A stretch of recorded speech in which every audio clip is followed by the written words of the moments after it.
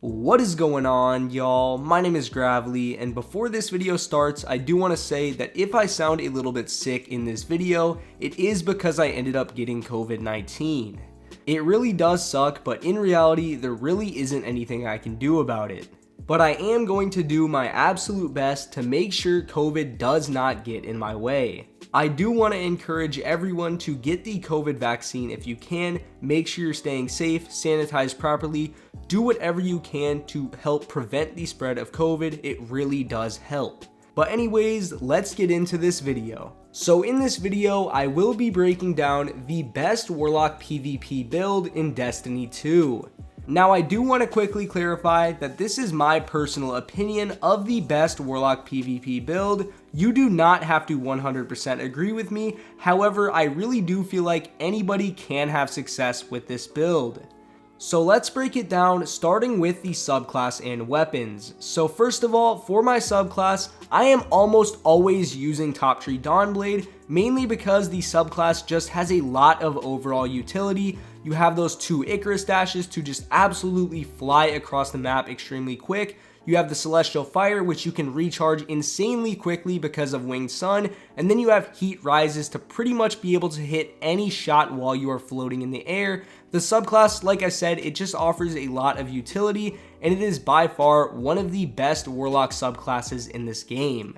Now for my weapons, I actually have 2 separate loadouts. One is for shotgunning and the other is for sniping. I will also be showing the armor mods to go with each loadout. I am going to go over the shotgun loadout first because I do already have everything equipped.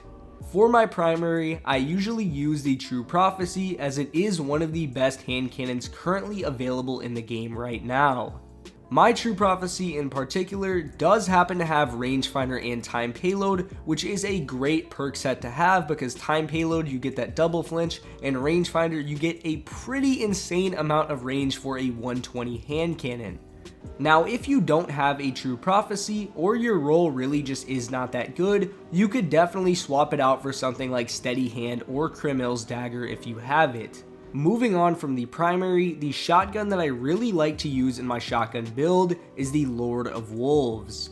Some of you guys may think that I am a little bit crazy for running the Lord of Wolves over the Felwinter's Lie, but honestly I have had a lot more success with Lord of Wolves and it just feels like a much more consistent option. On top of that, the Lord of Wolves does have the most range for a non-slug shotgun in this game. It also allows for some pretty unique playstyles as you can use it to absolutely shut down shotgun rushers, or you can just be a shotgun rusher yourself.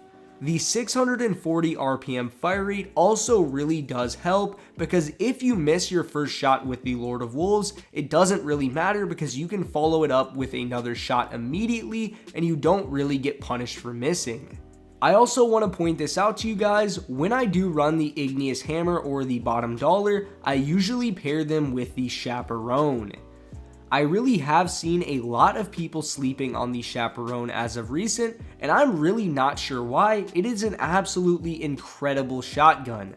Not to mention, it can get a one-shot kill from further away than any other shotgun in this game.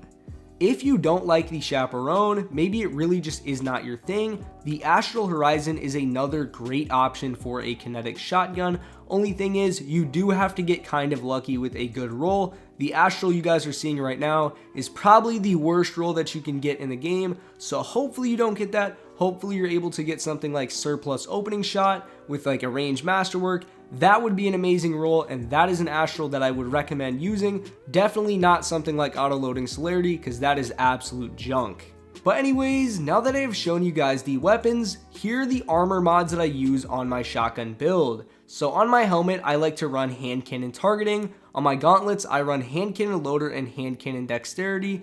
On my chest piece, I run Unflinching Hand Cannon and Unflinching Shotgun. On my boots, I run Shotgun, Scavenger, and Traction. You don't have to run Traction if you don't like it, or if you're on PC, obviously you don't need it, so you don't really need to run Traction. That's more of a preference thing. I personally like Traction. You don't have to run it if you don't want to. And then on my class item, I am just running Powerful Friends for that extra mobility boost.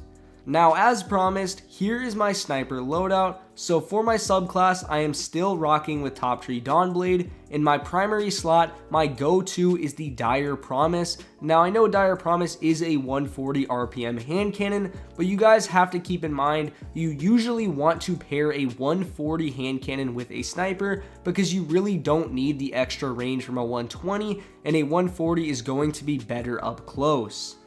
Now, obviously, the Dire Promise that you guys are seeing right now is a god roll with opening shot and rangefinder, but I know a lot of people aren't going to have access to a god roll Dire Promise, so maybe if you don't have a good Dire Promise, you could use something like Ace of Spades. Ace of Spades does have a lot of range for a 140, and it is still an extremely good hand cannon.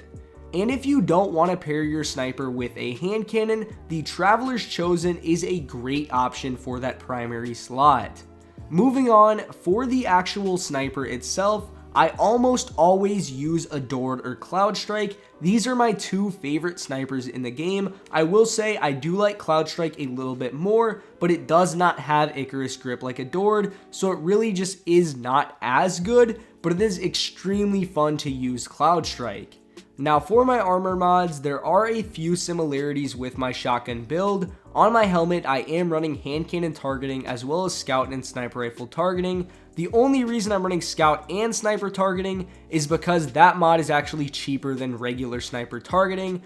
On my gauntlets, I am running hand cannon loader and sniper rifle dexterity. On my chest piece, I am running unflinching hand cannon as well as unflinching sniper. On my boots, I am running sniper rifle scavenger, and once again, I am running traction. Like I said when I was talking about the shotgun build, you do not have to run traction if you do not like it. Then on my class item, I am once again running powerful friends for extra mobility.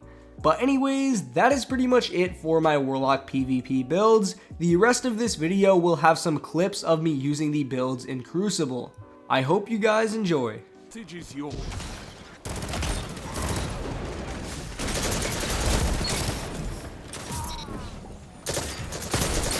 Double down. Strength in numbers, Guardian. Excellent.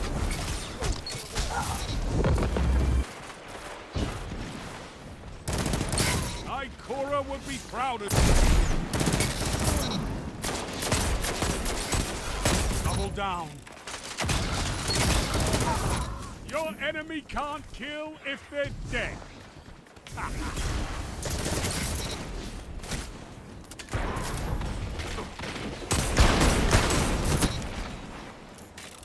Zone B captured.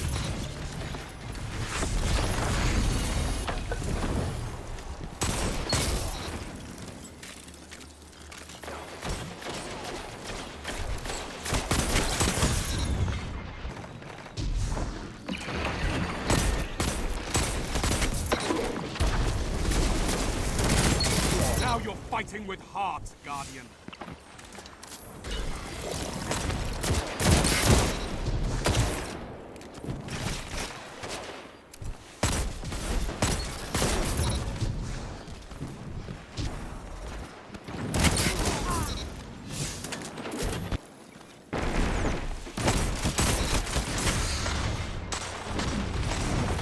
Your enemy is pushing for victory.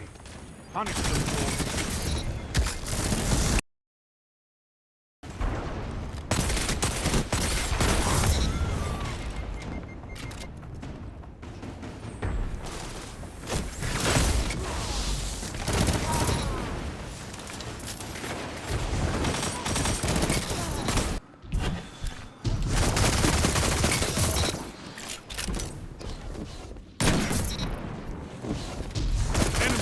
Zone C. Enemy has advantage.